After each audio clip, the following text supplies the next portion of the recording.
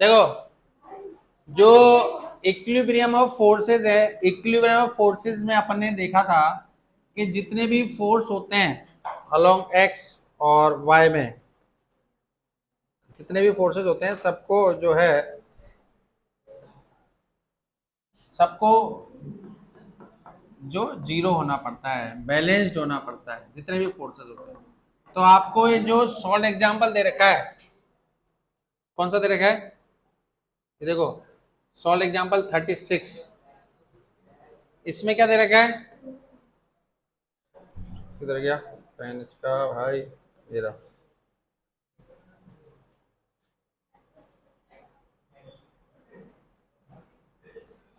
ये देखो, a body of mass m is suspended by two strings of angle. तो देख अपन के सिंपल सा डायग्राम आते हैं इसके जैसे, यहाँ पे ये दे रखा है अल्फा, बीटा, T1, T2 और mg।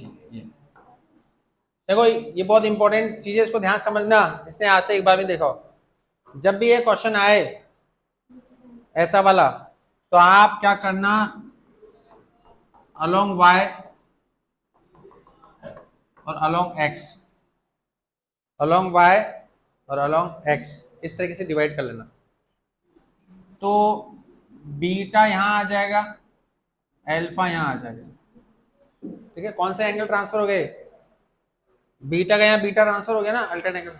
तो देख T2 का कौन सा कंपोनेंट आएगा, T2 cos बीटा, और यहाँ आएगा T1 cos अल्फा, यहाँ आएगा T2 sin बीटा और T1 sin अल्फा।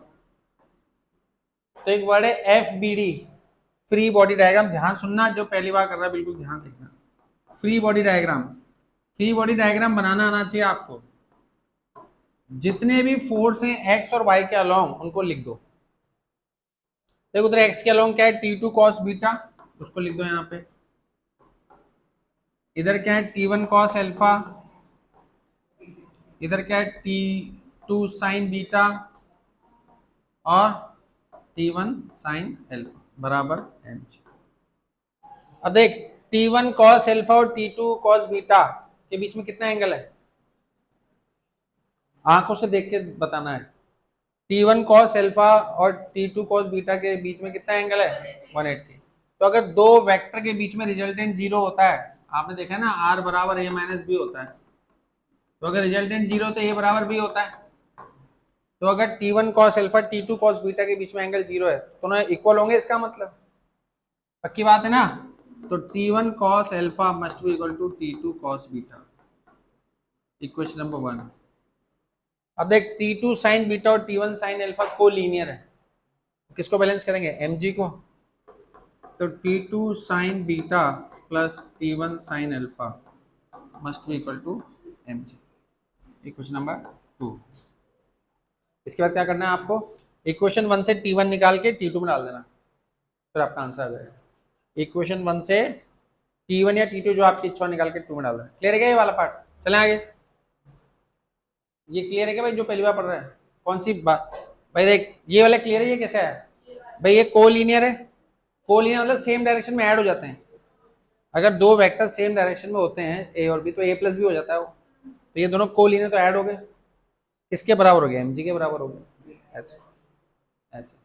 तो ये देख, अब क्या करना है, इसके बाद तुझे टी इक्वेशन 1 से T1 की वैल्यू निकाल के यहाँ डालनी है, ठीक है, फिर सॉल्व हो जाएगा। इसके बाद देख बेटा, नेक्स्ट जो है क्वेश्चन, क्वेश्चन नंबर 35। देखो सुनना ध्यान से, 35 क्या चीज है। अब देखो बेटा, ये जो क्वेश्चन है ना, ये दो तरीके से हो सकता है। सबसे बेस्ट तरीका इसका लैमिज थ्योरम से है। जो लैमिज थ्योरम क्या होती है, कि जब भी आपके इस तरीके से ये F1 है, ये F2 है, ये F3 है, मान लिया एंगल अल्फा है, ये बीटा है, ये गामा है, तो अगर सिस्टम इक्विलिब्रियम में है, तो जितने भी फोर्सेस हैं उनके F1 के सामने वाला एंगल बीटा, तो साइन बीटा F2 के सामने वाला साइन गामा और F3 के सामने वाला साइन अल्फा। इस तरीके से ये लैमीज थ्योरम में सिस्टम इक्विलिब्रियम में काम में आता है। अगर सिस्टम इक्विलिब्रियम में तो ही काम करेगा। और देखो F1 F2 F3 को इनिशियल है, मतलब एक ही पॉइंट से स्टार्ट हो रहे हैं।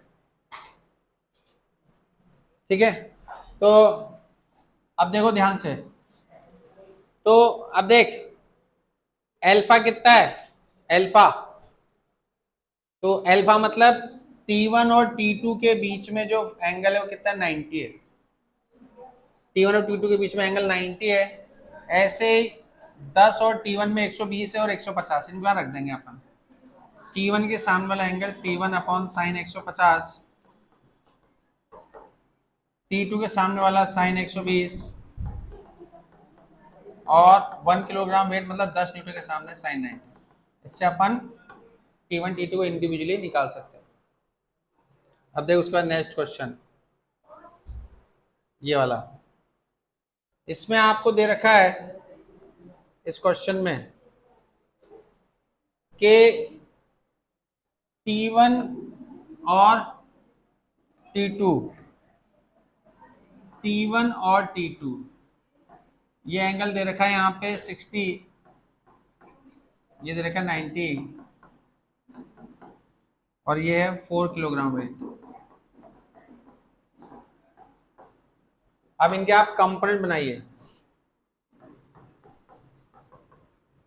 60 का 60, तो T1 के कंपोनेंट बनाएंगे T1 cos 60 और T1 sin 60।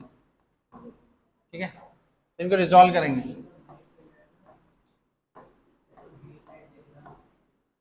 T1 cos 60 और T1 sin 60 है, एफबीडी बनाया, और T2 4 kilogram weight. 4 kilogram weight का मतलब क्या हो गया, 40 न्यूटन। तो अगर सिस्टम इक्विलिब्रियम में है तो 180 वाले कौन कौन से फोर्स है बताओ। T1 sin 60 बराबर क्या हो जाएगा 40 और T2 बराबर T1, ये बिना एफबीडी बनाए कुछ नहीं निकाल सकते आप, जाना। क्लियर है गए।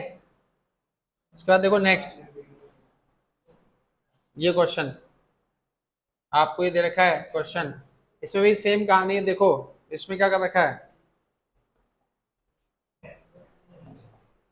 आपको एक्चुअल में ये सिचुएशन दी हुई है कि एक रस्सी से एक ब्लॉक है जो इन्होंने सस्पेंडेड कर रखा है 6 kg का, तो जिसपे 60 न्यूटन का फोर्स नीचे की तरफ, तो एक फोर्स है जस्ट मिडिल में लगता है 50 न्यूटन का, जिससे रस्सी ऐसी दिखाई देती है ऐसे ऐसे। तो 60 न्यूटन का फोर्स नीचे लग रहा है, 50 न्यूटन यहाँ पे लग रहा है। तो कंपोनेंट रिजॉल्व करेंगे। देखो थीटा आपको डायग्राम में दे रखा है, टी कॉस थीटा और टी साइन थीटा। तो टी कॉस थीटा बराबर क्या हो जाएगा 60 और टी साइन थीटा बराबर क्या हो जाएगा 50। इनको सॉल्व कर लेंगे। क्लियर है क्या, नेक्स्ट देख। ठीक है चलो, थैंक यू।